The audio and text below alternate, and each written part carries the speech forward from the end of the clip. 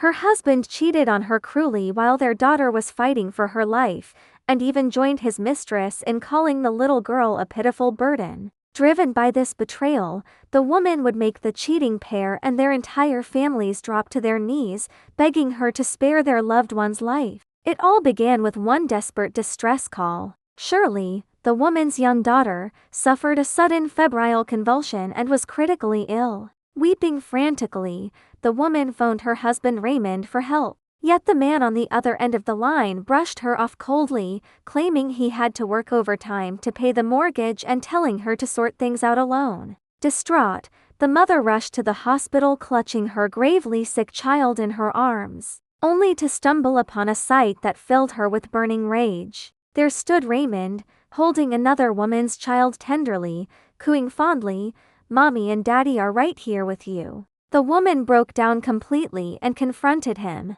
The wealthy mistress at his side sneered dismissively, branding her a miserable dead weight. Worse still, Raymond sided entirely with his lover. He demanded an immediate divorce and insisted she leave the household penniless with their terminally unwell daughter. When the heartbroken mother tried to reason with him, the brute shoved her roughly, paying no heed to their daughter clinging to life in the ICU. Crushed beyond hope, she agreed to the divorce through tear-blurred eyes. Everyone assumed the discarded housewife was doomed to ruin. Little did they know she was never a helpless homemaker to be bullied at will. A top-tier medical school graduate, she was once hailed as the West Coast's most gifted master surgeon. She'd laid aside her prestigious career and all her accolades solely to build a family. Now utterly broken by betrayal, she resolved to stop enduring abuse any longer. A single phone call later, she was appointed chief of surgery at Apollo Medical Center,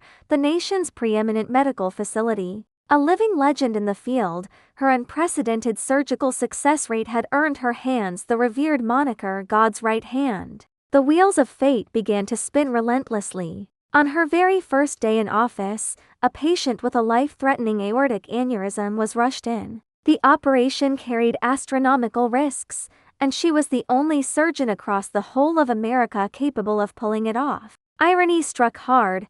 The patient was none other than the spiteful mistress's own father. The mistress and her mother paced anxiously outside the operating room, pinning all their hopes on the newly appointed chief surgeon. They showered her with gratitude, calling her their family's savior, completely oblivious that the miracle doctor holding their patriarch's life in her palms was none other than Raymond's ex-wife, whom they'd insulted and driven to despair not long before. The woman stared coldly at the foolish mother and daughter and calmly accepted the surgical case. A nurse issued a stern reminder: the operation was scheduled for early the next morning, and the patient must observe strict fasting. Miss this critical window, and no physician on earth could save him. Meanwhile, Raymond was being berated like a lackey by his lover's family. His job as a sales manager existed only thanks to their connections. How would the cheating husband react upon learning the wife he abandoned was the sole person who could save his would-be father-in-law?